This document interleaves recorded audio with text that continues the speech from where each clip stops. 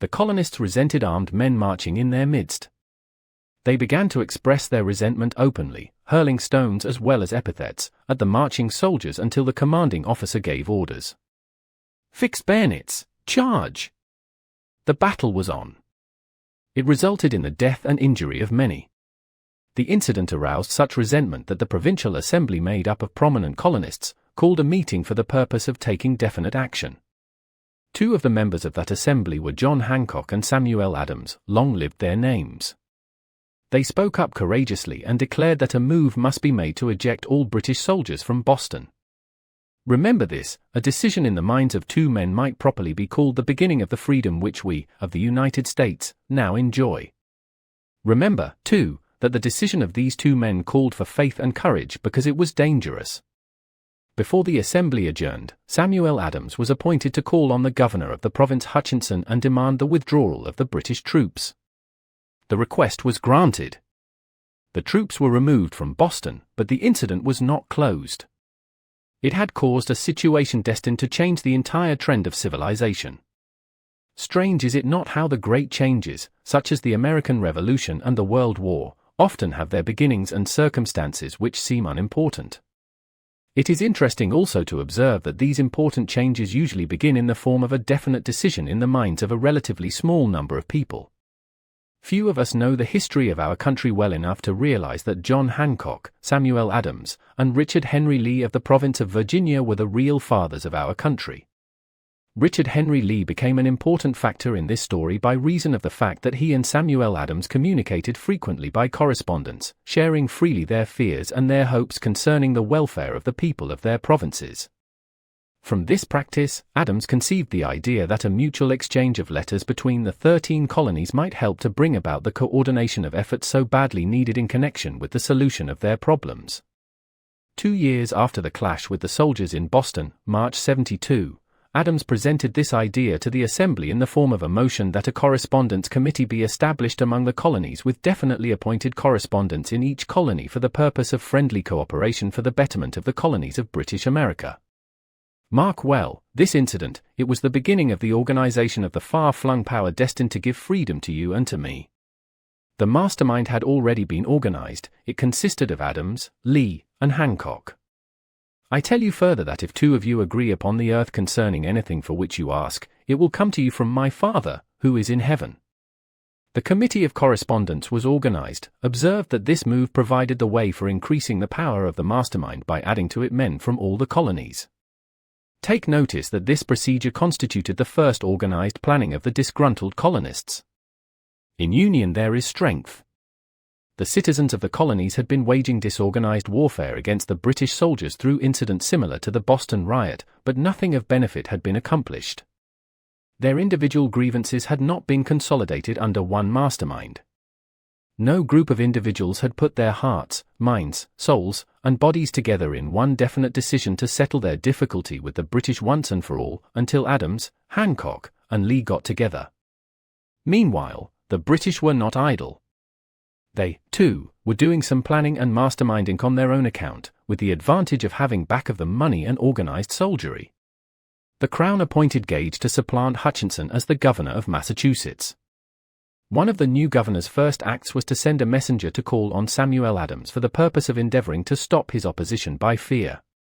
We can best understand the spirit of what happened by quoting the conversation between Colonel Fenton, the messenger sent by Gage, and Adams. Colonel Fenton: I have been authorized by Governor Gage to assure you, Mr. Adams, that the governor has been empowered to confer upon you such benefits as would be satisfactory. Endeavor to win Adams by promise of bribes upon the condition that you engage to cease in your opposition to the measures of the government. It is the governor's advice to you, sir, not to incur the further displeasure of His Majesty. Your conduct has been such as makes you liable to penalties of an act of Henry VIII, by which persons can be sent to England for trial for treason or misprision of treason, at the discretion of a governor of a province. But, by changing your political course, you will not only receive great personal advantages, but you will make your peace with the king. Samuel Adams had the choice of two decisions.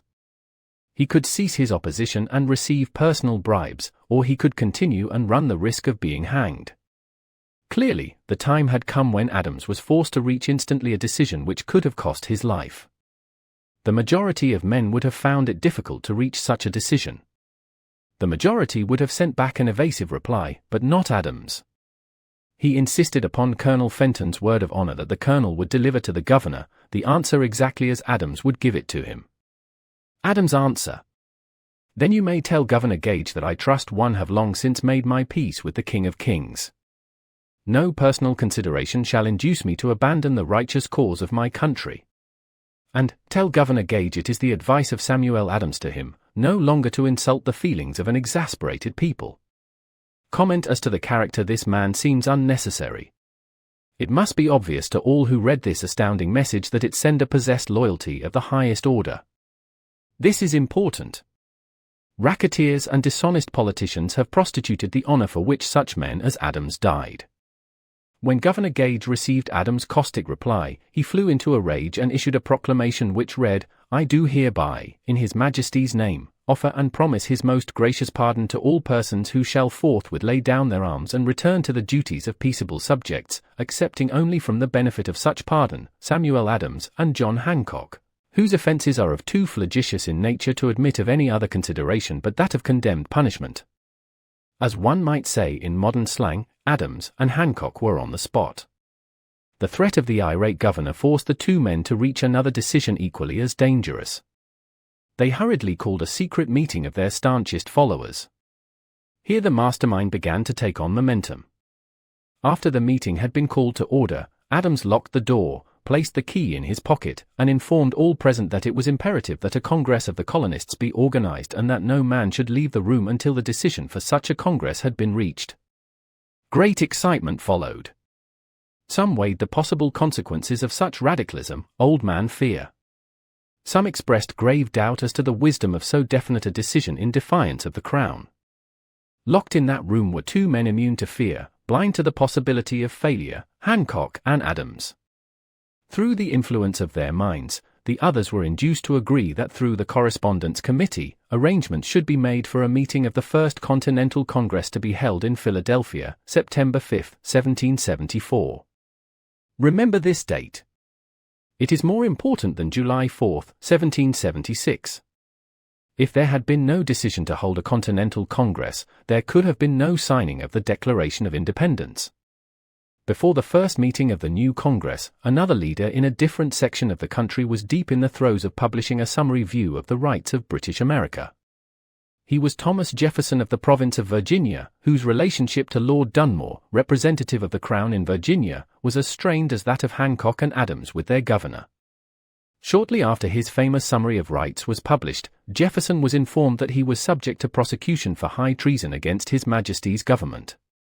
Inspired by the threat, one of Jefferson's colleagues, Patrick Henry, boldly spoke his mind, concluding his remarks with a sentence which shall remain forever.